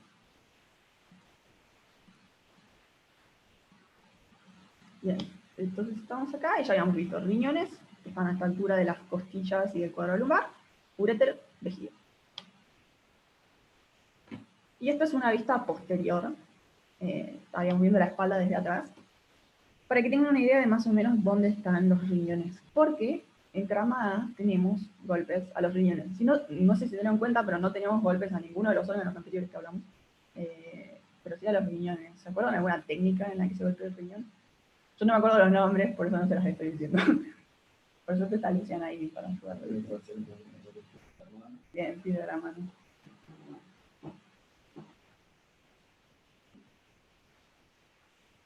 ¿Y el gancho, cuando vas un poco más posterior, no golpea el riñón? Sería la idea. Lo que el maestro Cori Hacemos de 1 a 11 cuando golpeamos con filo de la mano, también va como un poco a los riñones. Bien, sería la 8, ¿no? La 8. Ajá, viste, qué calidad. Sí, totalmente. Lo que el maestro Cori explica es que cuando uno golpea con filo de la mano puede llegar un poco más profundo, ¿no? Porque tiene como menos área. Y bueno, nada, entonces esta foto la puse para que cuando hacen estas técnicas o las explican a sus alumnos, los que vayan a ser instructores, nada, sepan realmente dónde hay que golpear, ¿no? Fíjense que acá tenemos las costillas, ¿se acuerdan cómo se llaman estas costillas? Flotantes. Sí, muy bien, las flotantes. Entonces el riñón, el izquierdo está un poquito más alto que el derecho, pero la verdad que en la vida real no cambia nada. Así que está ahí justo al nivel de las flotantes, de la 12ª. Nada, y bueno, vean que si bien está acá, también hay bastante músculo de por medio, así que por eso necesitamos usar un golpe. O sea, no lo podríamos golpear con la mano abierta porque no llegaríamos tan profundo.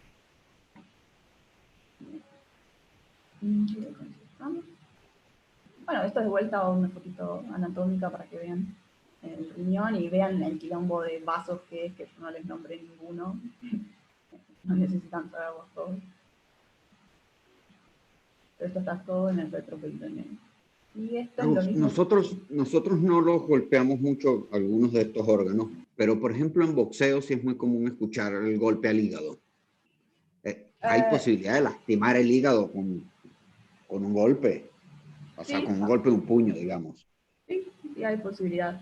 Es lo que les explicaba, o sea, normalmente se describe que se lesionan en accidentes de autos o cosas que son wow, mucho impacto, pero alguien que entrena mucho como un boxeador profesional, sí, tranquilamente podría llegar a lesionar el hígado. No de una manera que tenga que ser quirúrgica en general, o sea, es algo que se lesiona y bueno, se observa y nada, pero sí se puede llegar a lesionar. Y igual lo que buscan ahí, yo lo intenté explicar en el video anterior, es que el hígado tiene una cápsula, algo que lo recubre. Esa cápsula está nervada, y cuando golpeas eso y encima estás golpeando las costillas, que también, si se acuerdan, tenía el paquete vasculonervioso de la costilla que pasaba por el borde inferior, cuando golpeas todo eso, duele mucho. Y bueno, el dolor hace Claro, me imagino que es inflamar esa ese espacio sí, para ocasionar dolor. Sí, no sería tanto inflamar, bueno, podría ser, pero sí, en el momento agudo genera dolor. Sí. Podría llegar a generar daño si la persona está bien fuerte y bien entrenada. En Krav Maga no confiamos en eso porque nuestra filosofía es que cualquiera tiene que poder defenderse de cualquiera, entonces no podemos confiar en eso. Pero para un boxeador, para alguien profesional, para un karateca que entrena hace 20 años, sí podría llegar a eso. Estamos viendo, esta es una vista un poco diferente a la que estábamos viendo, porque estamos viendo desde el posterior, como la diapo anterior. Y esto es más que nada para que se imaginen, bueno, o sea, cuando ustedes hacen estas defensas, hay una defensa que, bueno, los azules no se acordaron, pero es de azul, ¿no? O es de verde. Esta que defendés, nunca me acuerdo si con A3 o con A2, y que después girás. Bueno, es una defensa en la que terminás haciendo el filo de la mano y terminás atrás de la persona. Y nada, este dibujo lo puse para que justamente puedan imaginarse dónde están los órganos de la persona si los vemos desde atrás, cuáles están más cerca, cuáles están más lejos. Como pueden ver, no estamos viendo mucho el estómago porque el estómago es bien anterior, entonces golpear el estómago desde atrás no tiene ningún sentido, si bien ya no tenía mucho sentido antes. Vemos un poco del hígado, acá, no mucho, tampoco es algo que vamos a intentar golpear desde atrás. Vemos un poco del vaso, pero la verdad que romper el vaso tampoco, o sea, en un accidente de auto se puede, pero no es tan fácil golpeándolo. Vemos, bueno, esto sería como el cuerpo del estómago, pero está dibujadito así porque está anterior, entonces no lo estamos viendo desde atrás. Acá estaría el páncreas, pero también está dibujadito así porque no lo vemos, solo vemos esta partecita, creo que es el páncreas, el duodeno. Vemos bien los riñones, o sea, los riñones están bien disponibles. Y bueno, después de golpear el intestino, la verdad que no sirve mucho, porque por lo que les expliqué, los órganos huecos no se lesionan con los traumas cerrados. No les hice esa pregunta, pero obviamente con un trauma penetrante se puede lesionar cualquier órgano, ¿no? Porque está penetrando, o sea, depende de lo que penetre. No importa si es hueco o si es macizo, se puede lesionar. Bien. Y acá, bueno, además de lo mismo, les puse varios dibujos para que después si quieren usar las diapos para estudiarlo o repasarlo, que tengan como varias opciones de ver la misma cosa varias veces, pero esto es lo que sería el retroperitoneo. Entonces, estos son los órganos que son totalmente retroperitoneales, el riñón y la vena cava inferior y la aorta. Después el páncreas y la segunda y la tercera porción del duodeno están un poco en el retroperitoneo, pero como el resto del órgano está en el peritoneo, no son totalmente retroperitoneo. Nada, esto es lo que teníamos que ver hoy, que eran riñones, los vasos, nada, principalmente. Y ahí ya terminaríamos. Siempre terminamos temprano. Vamos a ver un poquito entonces de pelvis. Hay una forma de ubicar los riñones viendo el cuerpo, saber, no sé, se encuentra más o menos a tal distancia de algún punto. Podés buscar la costilla, la flotante, que sería la número 12, o sea, vas contando las costillas. Están a nivel de la vértebra lumbar L1 también, si te sirve el dato, pero obviamente para medirlo así tenés que tener el tiempo de ir palpando a la persona. En una defensa de Krav Maga medio que lo tenés que sacar a ojo. No, bueno, obvio. Y después no hay tantos, no hay mucho reparo óseo, porque justamente no hay hueso en el abdomen en general. Que te sirve la costilla y te sirve la vértebra L1 y L2. Bueno, les adelanto que la clase de pelvis es mi clase más odiada, o sea, odio. Lo vamos a ver igual la clase que viene, no lo voy a dar ahora, pero odio pelvis. Y no puedo no darlo porque claramente en Krav Maga, tipo el 80% de lo que hacemos es hacia la pelvis. Así que lo tengo que dar así. Pero bueno, si después ustedes tienen alguna inquietud, alguna pregunta que se les haya ocurrido para que yo pueda hacer esta clase un poco más interesante, se los agradecería muchísimo. O sea, cualquier duda que tengan sobre los golpes a toda la región genital, por ejemplo, me serviría muchísimo para armar la clase de una manera un poco más interesante. Usted que me interese más a mí, no a ustedes, a ustedes no me interesa. Ustedes están pagando por eso. Por ejemplo, una cosa que a mí me llamó la atención y me pregunté, che, ¿será realmente así? Es que siempre dicen que las patadas a la entrepierna como que pueden generar dolor en el hombre, pero pueden generar más daño en las mujeres. Y ahí era como, che, me hace un poco de ruido, porque, bueno, eso es algo que vamos a ver en la clase que viene, no te lo voy a spoilear.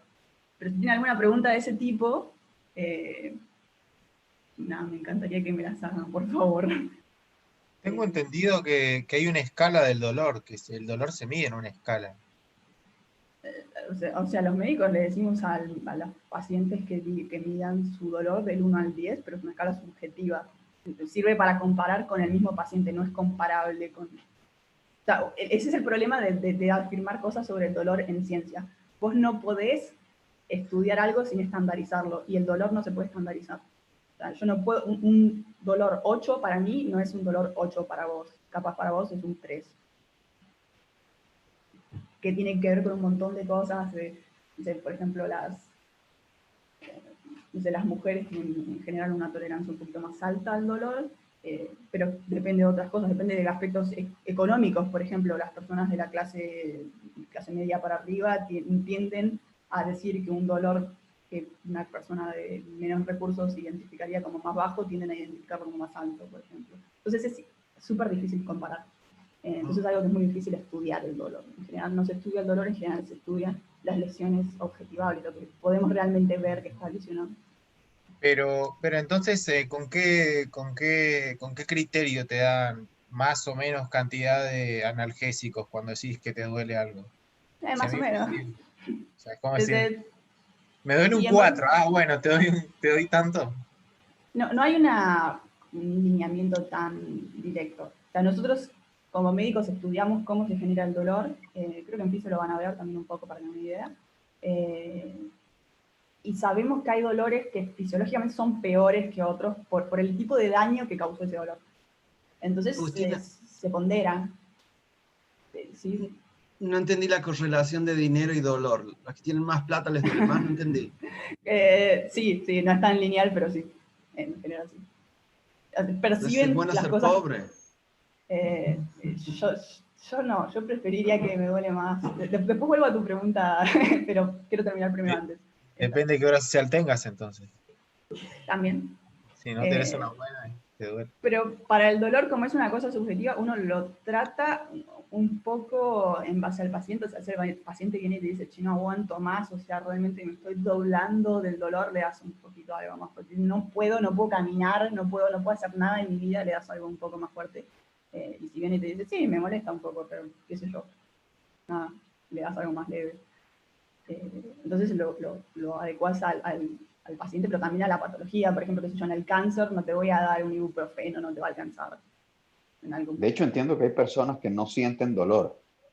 Bueno, o que prácticamente no sienten dolor. Ya es patológico. Ya el dolor está ahí por alguna razón, ¿no? Entonces no sería muy normal que no sientan ningún dolor. He escuchado casos de personas que, por ejemplo, sobre todo niños, que por ahí se quemaron y las quemadas son re graves. Y los chicos como que no, pareciera que no les duele. Sí, bueno, vamos a hablar de eso y van a hablar de eso en fisio, que para que duela tiene que haber nervio. Por ejemplo, no hablamos mucho de los nervios porque es un millón de nombres que se van a confundir un montón, pero cuando veamos neuroanato vamos a ver lo que es un nervio y el concepto de nervio, y que tengan que conocer todo el nervio del cuerpo, es un quilombo. Pero hay órganos que no están inervados. El hígado adentro no tiene nervios. Entonces, si yo tuviese como pinchar tu hígado sin pasar por la pared y la cápsula y todo eso, no te dolería. El cerebro es lo mismo. El cerebro se opera sin anestesia, sin anestesia. Algo para el dolor, porque lo que duele, digamos, se usa anestesia para la parte de la calota, para, bueno, descargar el cráneo y eso sí está inervado. Pero una vez que pasaste eso, el cerebro no duele, porque no está inervado. Entonces, depende mucho de los nervios. Cuando hay una quemadura muy grande, se queman esos nervios, eso no se regenera, el sistema nervioso hay células que se regeneran mucho, como la piel, pero hay células que no se regeneran nada. El sistema nervioso es difícil de regenerar, y bueno, puede ser que esos nervios nunca se recuperen y no, por eso no puedes sentir dolor si no tienes nervios.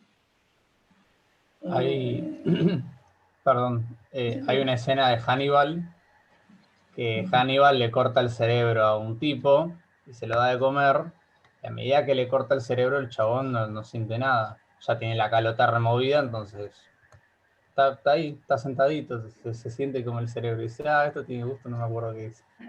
Dato cultural de Luis. Pero está buena la relación en sí. Bien, House también tiene buenos capítulos para el dolor. Hay uno que el paciente justamente no sentía dolor. Creo que es justo lo que decía. Es muy bueno, sí. Bueno, hay patologías también en las que no se siente dolor. Por ejemplo, la diabetes afecta a los nervios periféricos, entonces las personas como que dejan de sentir, y lo que les puede pasar es que como justamente no sienten, se lastiman el pie, no se dan cuenta que se lastimaron y eso se infecta y se sigue infectando y no les duele, entonces se sigue infectando y terminan amputándole por eso los dedos y el pie, porque no sienten el dolor, entonces no se dan cuenta de la infección. Por eso el dolor sí es importante, porque te alerta de que algo está pasando y tienes que hacer algo al respecto. La pregunta de Esteban. Sí, hay estudios de eso, las personas de clase social alta tienden a como aguantarse menos el dolor. También porque no lo necesitan hacer, porque tienen acceso fácil al sistema de salud, porque viven en un ambiente que los... Me imagino que también hay ahí un tema de experiencias de vida, ¿no? Las personas por ahí de clase social más baja han estado expuestas a más dolores por otras cosas. Sí, también tiene un componente emocional muy grande. Una persona que está deprimida también va a experienciar dolor físico de una manera mucho más intensa que una persona que está súper feliz. Porque está el dolor fisiológico más la valoración que le pone el paciente hacia ese dolor. Por ejemplo, viste cuando hay veces que te lastimaste y no sabes que estás lastimado, no te duele, lo ves, y como, me duele más, es porque vos le estás dando como un valor a ese dolor que antes no le estás dando. Bueno, pensar de esa forma. O incluso para llevarlo al Krav Maga, o sea, ¿nunca les pasó que por ahí los golpearon o algo y ustedes querían tipo sentarse en el piso a llorar y viene su instructor y le grita, no, parate, seguí, que te siguen atacando, y bueno, te levantaste, pará y te olvidás de que te dolía. O a veces vemos sangre en el dojo y no sabemos de quién está sangrando y no se da cuenta. Sí, también pasa. A Joan le pasó, que sangraba y no se daba cuenta que él sangraba. Así es verdad, yo hago siempre sangre. Después termina la clase, están todos con sangre en el uniforme. Y no sabes de quién es. Te ríes, tipo, yo estoy sangrando, vos estás sangrando.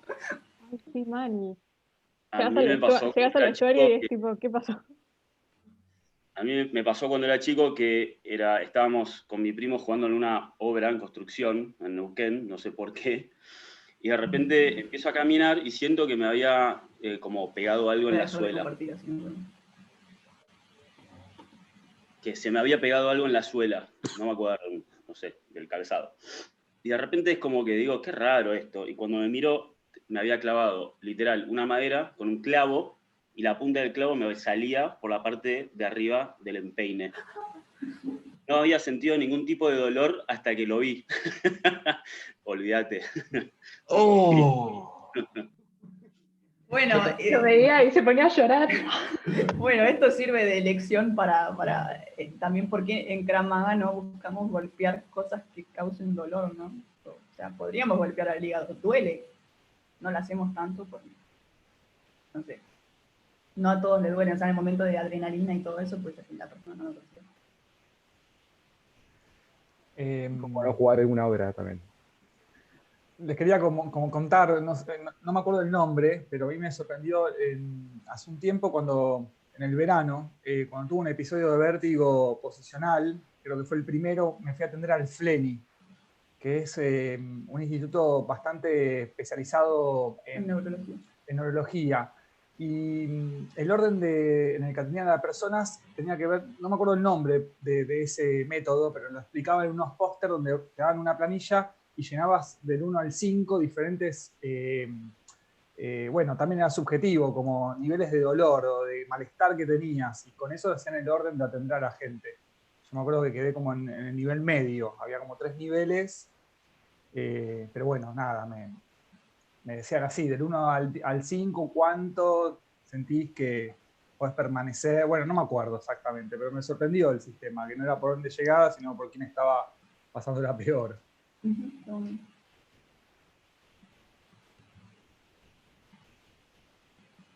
Bueno, no hay más dudas. A ver si tienen algo que quieran decir de pelis. Creo que iban a ver Renal en misión. ¿Alguien sabe? No tenía ni idea. ¿Qué alumnos aplicados?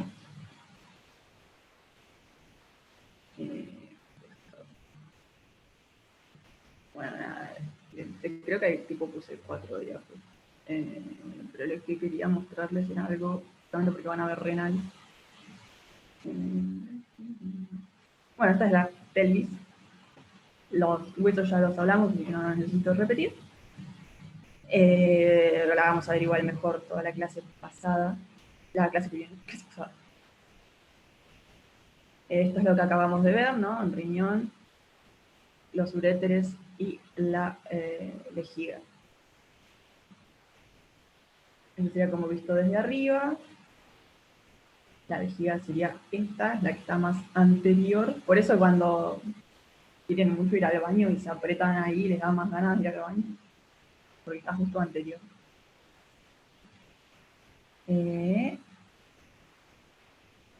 Y acá tenemos como la comparación de dos pelvis, una pelvis femenina y una pelvis masculina. Como decir que es femenina, bueno, tiene un útero y una vagina. Y el hombre tiene sus genitales externos. Y quería que vieran nada más un poco esta relación. Después de la vejiga, la orina se elimina por la uretra, que es cortita en la mujer y es más larga en el hombre, porque la uretra, bueno, atraviesa todo el largo del pene.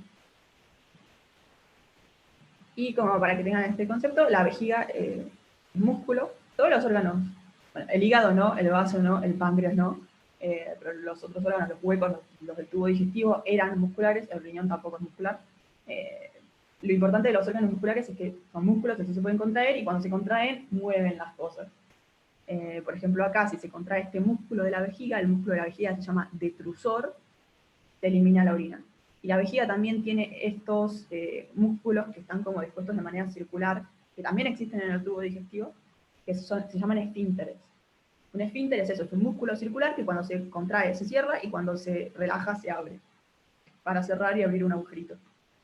Entonces cuando se contrae el músculo de la vejiga, este músculo esfínter se relaja y así es como se elimina la orina. Hay un esfínter interno que no lo podemos controlar, es involuntario, se abre cuando la vejiga se llena, y si no está cerrado. Y hay un esfínter externo que es el que nosotros podemos controlar y por eso podemos aguantar hasta estar en un baño. Y nada, quería decir, no hay mucho más complicación que esto. Estos dos agujeritos es por donde llegan los uréteres. O sea, los uréteres llegan a la vejiga y entran por acá. Y esta es la uretra. No confundan uréter con uretra. Uretra hay una sola y va desde la vejiga hacia el exterior. Y uréteres hay dos y son los que salen del riñón y van a la vejiga. Y eso quería nada más decírselos porque hoy van a ver, creo, juicio renal. Y bueno, está bueno nada, que sepan dónde termina lo que sale del riñón, pero la verdad que no es mucho más complicado que eso. Después algo que no nombré es el hecho de la inervación de todos estos órganos. Porque me pareció medio complejo introducir ya el concepto de inervación, pero bueno, todo en el cuerpo, excepto el cerebro y el hígado, está inervado de cierta forma, o sea, le llega información nerviosa, porque el cerebro necesita poder mandarle información y poder recibir información para saber lo que está pasando. Y el sistema nervioso se divide de diferentes formas, pero como ustedes sabrán, hay cosas que hacemos voluntariamente, hablamos, nos movemos, todo eso lo podemos dirigir, y hay cosas que no. La digestión, ustedes no sabían ni siquiera qué hacía el hígado, no podían decirle al hígado que libere bilis. Y todo eso está regulado por el sistema que se llama parasimpático. Después van a ver mucho mejor eso, pero ya que tenemos un poquito de tiempo, les voy adelantando. Y es el parasimpático el que inerva todos los órganos que vimos hasta ahora. Todos esos órganos funcionan porque el parasimpático los inerva en reposo en general. Y lo que pasa, por ejemplo, cuando hay estrés, que se va a activar el otro sistema, el simpático, es que estos otros órganos van a como funcionar un poco menos, porque es una especie de equilibrio. Cuando está muy activado el simpático, el parasimpático baja. Entonces, no va a enfocarse el cuerpo en digerir una milanesa si ustedes están corriendo de un oso. Básicamente, bueno, funciona así, no se puede reír. Tiene sentido todo. Sí, eso tendría que ver, por ejemplo, con esto de que a uno le decían después de comer no te metas a la pileta, qué sé yo. Sí, también tiene que ver con la irrigación, es como que creo que te dicen eso para que no te dé un calambre, porque no hay como sangre en los músculos, porque la sangre está en todo el sistema digestivo. Pero justamente esta diferenciación del flujo sanguíneo se hace porque se activa un sistema y se desactiva el otro. Y eso regula la vasoconstricción que vieron con Agatha el otro día. Bueno, ya estamos terminando, entonces no sé si alguien tiene alguna pregunta. Después vamos a ver mucho mejor lo que es el sistema nervioso, en una clase solo de eso. Bueno, entonces tienen un recreo un poquito más largo, pero bueno, pueden desayunar. Y bueno, nos volvemos entonces a las 10:30. Con Agatha. Joya. Si no se anotaron, anótense en la semana del Krav Maga, empieza el lunes, anótense. Eso, aprovecho de decir, el 18, que es el Día de la Madre, yo les iba a dejar elegir si querían tener clase o no. No va a haber clase porque hay seminario del maestro COVID, así que no tienen elección, lo lamento, van a tener que pasar el día con sus madres.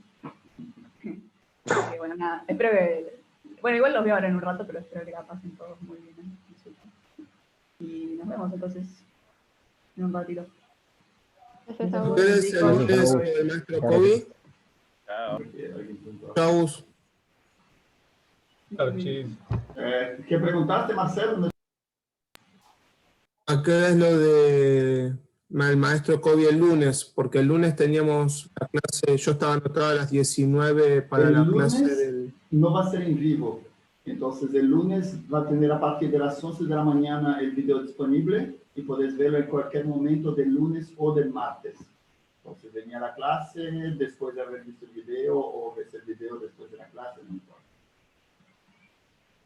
¿Y el lunes que es feriado va a haber clase en la plaza? En teoría sí, yo voy a ver cómo está la plaza. Si yo veo que está explotando de gente, yo aviso y tenemos clase por Zoom. Pero en teoría va a haber clase normal en la plaza. Gracias. Agus, una preguntita. ¿Nos puedes mandar info para consultar sobre el estudio del umbral de dolor y las clases sociales? Sí, puedo buscar. ¿Dónde podemos consultar? Sí, no hay un estudio en específico, pero lo puedo buscar. Sí, sí, sé que eso es algo que se puede. Dale, me interesa leer sobre eso. Buenísimo. Dale, gracias. No, de nada.